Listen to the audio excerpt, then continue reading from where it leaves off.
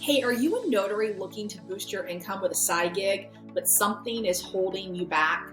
Over the next 5 minutes, I'm going to talk about the most common reasons I hear from notaries about why they don't want to start a side business. If you don't know me, I'm Wendy Atherton, founder of Paralegal Alliance, and I've empowered countless professionals just like you to expand their horizons. Even if you're on a tight budget, I can show you how to thrive. So let's dive in. So first, the most common reason I hear is there's not enough money in it for the work involved. And that's a very fair comment. So first of all, every state you need to check because some states will even limit the amount of travel fees that you can charge. So there is an amount there's a maximum amount set that you're allowed to charge as a notary, and you should understand exactly what that is because that's probably going to determine, or at least it should determine, the types of clients that you're willing to take or not take at all, okay? The other thing is that if you are doing, real estate transactions and you're a signing agent, typically those can be more higher paying jobs as well. You just need to make sure that you understand all of the things that come along with that. And again, in your state, what it is that you are allowed to charge for. So I think one of the reasons that people say there's not enough money in it for the amount of work is because there's the money and then there's the work. So we can only charge a certain amount based on our state, okay? Let's talk about the amount of work. So usually what that means is I have to do too much time, too much work for too little.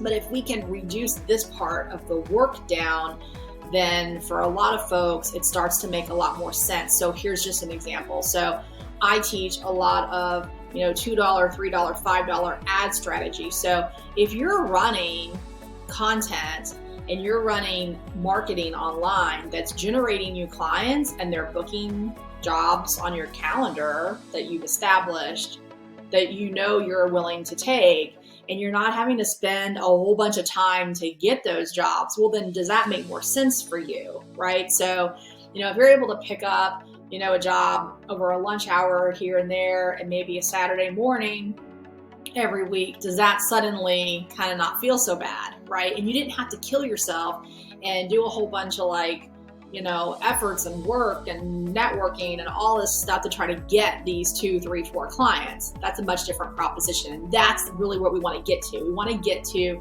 building out your online brand so that you are known in your market and people are reaching out to you to book jobs with you. Okay. So that can make that not enough money in it for the work issue a non-issue if you can figure out, and I can show you how to do this, but if you can figure out how to optimize your business. The next thing I hear is, I'm just not sure how to get or find clients. And I hear that often too. Now, one thing that I think makes sense is if you can, at least when you're starting out, think about who it is you want to work with, so there are folks who specialize in going into jail, right? And signing at the jail, or that specialize in, nursing homes or nursing facilities or hospitals. So I think if you start with who is my target client, then that gets a lot simpler in terms of finding them because you're not trying to, do all the things right out of the shot, right? So that's a big piece of it. But in terms of how to find or get clients, one of the easiest ways again is if you're able to be strategic with a few quality pieces of content online, then that gets engagement. People start to know your face. We want to warm that up, right? So where those people start to see you, they know you. We do that as inexpensively as possible. And then when it's time for them to need a notary, then we're putting that offer in front of them as well.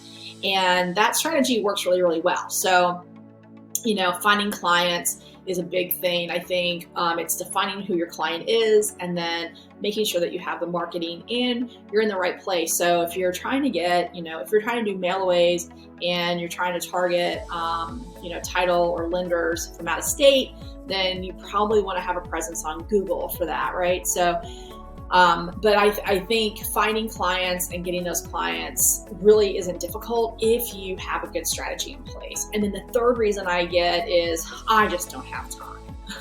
And some people maybe just don't have time. Maybe this isn't the right time in your life, to start up a side hustle.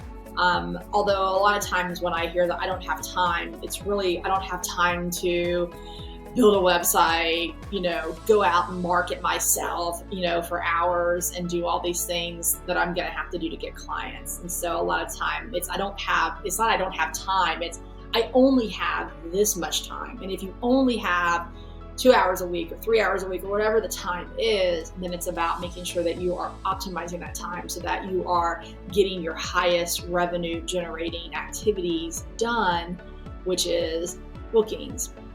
So, if you comment below and I will send you my Kickstart guide for starting a mobile notary business. And it gets more into detail about how to handle all of these different things that come up when you're thinking about starting a mobile notary business.